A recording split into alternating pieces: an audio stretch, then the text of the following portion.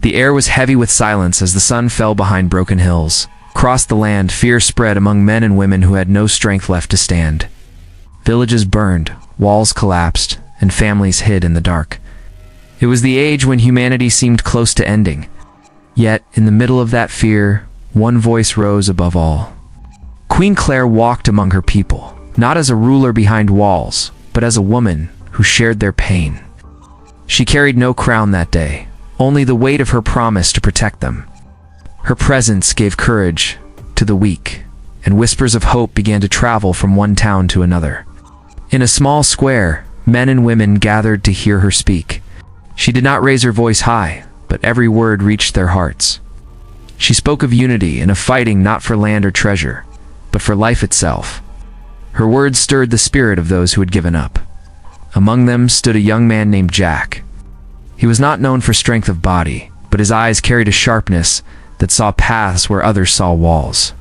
Beside him was Nathan, broad in build and steady in spirit, a man whose arms had carried others from fire.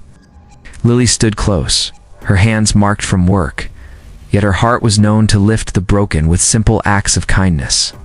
Sophia was there too, her calm voice often the last thing people heard before they found courage to fight again.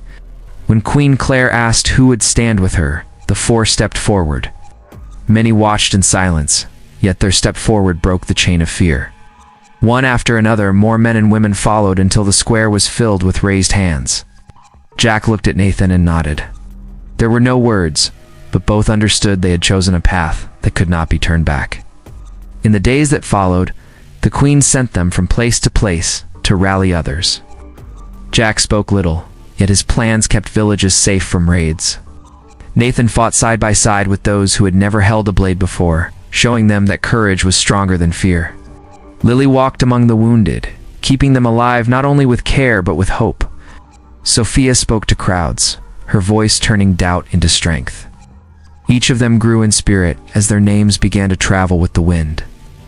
Fires burned across the horizon each night, but within the flames rose a stronger light, the light of human will. From broken towns and shattered roads, more men and women came to stand with Queen Claire.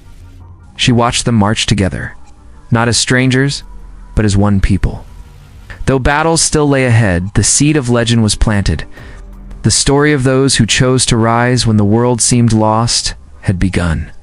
The sun rose over the fields where men and women had begun to gather with wooden spears and broken shields. The sound of hammers rang as people worked to build defenses with what little they had. In the middle of it all stood Jack, drawing lines in the dirt with a stick, showing others where walls should rise and where watchmen should stand.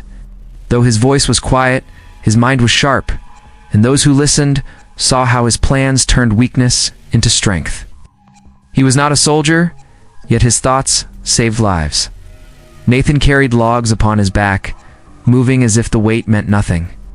When men grew tired, he lifted their burdens. When fear froze their steps, he walked first into danger so they would follow. He became the shield that others leaned on. People spoke of his strength, but it was his steady heart that gave them courage. Wherever he walked, men and women stood taller, believing they could endure. Lily moved through the camp with hands busy and eyes watchful. She guided workers, fed the hungry, and comforted the restless. When children cried in the night, she was there to hush them. Her kindness was not soft, for it carried iron within. She reminded everyone that they were more than fighters, that they still lived and must care for one another. Even the tired lifted their heads when she passed by, for her presence was a light in dark times. Sophia stood before groups of men and women with her calm voice. She did not shout, but her words sank deep, steadying hearts that shook with fear. She reminded them of home, of families waiting, of the bond that tied them together. When doubt rose like a shadow, her voice pushed it back. Many who were ready to leave the fight chose to stay because of her. Her name spread among the people as the one who gave them strength from within. Queen Claire watched all of this with sharp eyes. She saw in the four not just courage, but a power greater than blades. Jack, Nathan, Lily, and Sophia were becoming symbols of what humanity could be when united. She trusted them with greater tasks, sending them to guide distant villages that still wavered between fear and hope. Each time they left, more men and women returned with them, swelling the ranks of those willing to stand against the darkness. At night, when the fires burned low, the four would sit together in silence. They did not need words to know what weighed on their minds. Each carried fear, yet none allowed it to rule them. They knew the battles ahead would demand more than strength. They would demand sacrifice. Still, they did not turn back. The bond between them grew like steel, and with every passing day, their story spread farther across the land. From broken towns to hidden valleys, voices whispered their names. People began to believe that if these four could stand, then so could they. The struggle was far from over, but hope was no longer a stranger. It walked beside them, carried by their deeds, lighting the path toward battles yet to come. Smoke rose from the ruins of a city where walls had fallen, and streets were filled with silence. Men and women who had once lived in peace now hid in broken houses, waiting for the end. It was here that Jack, Nathan, Lily, and Sophia arrived under the order of Queen Claire. They carried no riches and no grand banners, only the will to keep the people alive. Jack studied the fallen streets with sharp eyes. He saw where broken stones could form new barriers, and where narrow paths could be turned into traps for enemies. He knelt in the dirt, marking lines and giving orders to those willing to listen. Though many doubted at first, soon they saw how his plans gave shape to their defense. What had seemed like a graveyard slowly began to look like a fortress. Nathan walked among the survivors, lifting heavy beams and clearing paths where others could not. When raiders struck in the night, he was the first to meet them, his strength driving them back. Each act of bravery was witnessed by tired eyes that found courage in his example. Men who had once hidden began to stand beside him, no longer willing to cower in fear. Lily moved through the wounded with calm purpose. She cleaned cuts, tied cloth over bleeding wounds, and gave bread to those who had not eaten. She carried no weapon, yet her work kept fighters alive long enough to return to battle. Her voice carried warmth that reminded the broken they were not forgotten. Soon many followed her guidance, learning from her care and passing it on to others. Sophia stood upon a pile of stone and called out to the crowd. Her words were simple but strong. She told them that they were not abandoned, that they still had a home to fight for. She spoke of their children, of their ancestors, and of the bond that tied them all. Her voice reached across the ruins, turning despair into fire. By the end of her speech, men and women who had lost everything found themselves ready to rise again. For 3 days the battle raged. Jack's traps saved hundreds. Nathan's strength broke the charge of enemies. Lily's care kept the wounded standing, and Sophia's voice never wavered, even when the night grew darkest. When the sun rose on the 4th day, the city still stood. Though much was destroyed, its heart was alive.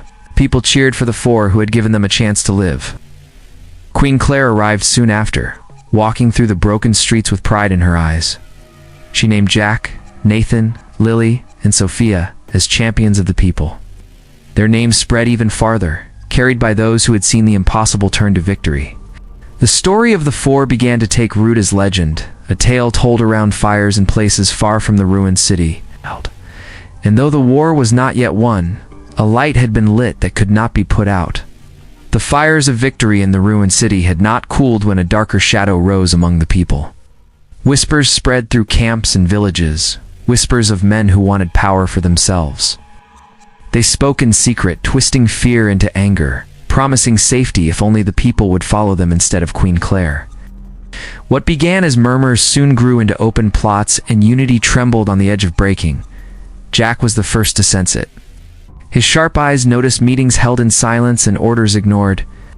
When he traced the movements of supplies, he saw food and weapons hidden away by those who called themselves leaders of men. He told Nathan, who clenched his fists, but held back his rage, knowing that force alone would not stop betrayal. Lily saw it too. She noticed the wounded left behind because the traitors claimed they were not worth saving. She watched good people turned away from fire and shelter, while the greedy took more than they needed. Her heart burned with anger, but she stayed steady, caring for all she could reach. She knew the truth would soon come to light. Sophia heard the whispers most clearly. She listened when women cried in the night, afraid that their own brothers would turn against them. She spoke with calm words, holding fear back as best she could, yet she knew that lies were spreading faster than truth. She carried her worry to Queen Claire, who listened with a heavy heart. When the traitors finally revealed themselves, it was in the middle of a gathering meant to honor the fallen.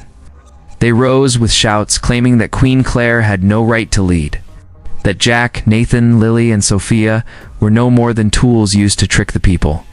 For a moment, doubt cut through the crowd. The air grew tense and the unity they had built seemed ready to shatter. Jack stepped forward, his voice steady though anger burned in his chest. He spoke not of glory, but of the plans that had saved lives, of the walls built, and of the battles endured.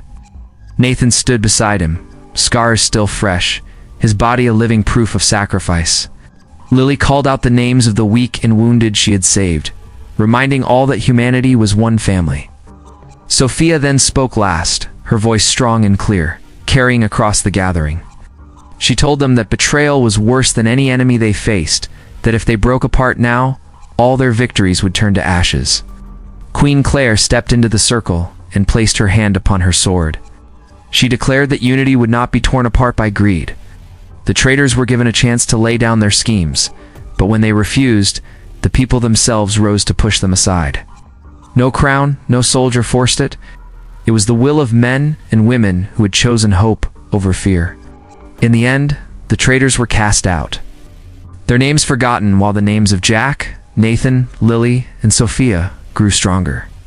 The bond between the four deepened, tested by fire not only from the outside but from within. The people now knew their champions, not only as warriors, but as guardians of truth. The struggle was far from finished, yet humanity stood taller, more united than before. The final storm of war gathered on the horizon. From the hills came the sound of marching feet, a tide of enemies greater than any faced before. Fires lit the sky as villages fell in the distance, and men and women prepared for what they believed would be their last stand. Queen Claire called her people together, and before them stood Jack, Nathan, Lily, and Sophia, the four who had carried hope through the darkest days. Jack spent long hours bent over maps drawn in the dirt. He marked every path, every hill, and every wall they could use. His mind worked without rest, shaping traps and defenses that could give the outnumbered a chance to survive. Though his face showed strain, he never faltered. Those around him trusted that if anyone could find a way, it was him. Nathan stood at the front lines, his armor battered, his arms scarred, yet his spirit unbroken. He drilled men and women who had never fought before, teaching them to stand firm, to move as one, to trust the shield at their side. When fear made hands tremble, his steady voice calmed them. He became the wall that no enemy could pass, the strength that others leaned upon. Lily moved among the camps, caring for the weak and giving comfort where it was needed most. She bound wounds, carried water, and spoke words that lifted tired hearts. Though she carried no blade, her courage was no less. She reminded them that they were fighting not just for survival, but for one another. Her care gave strength to those who would have fallen before the battle even began.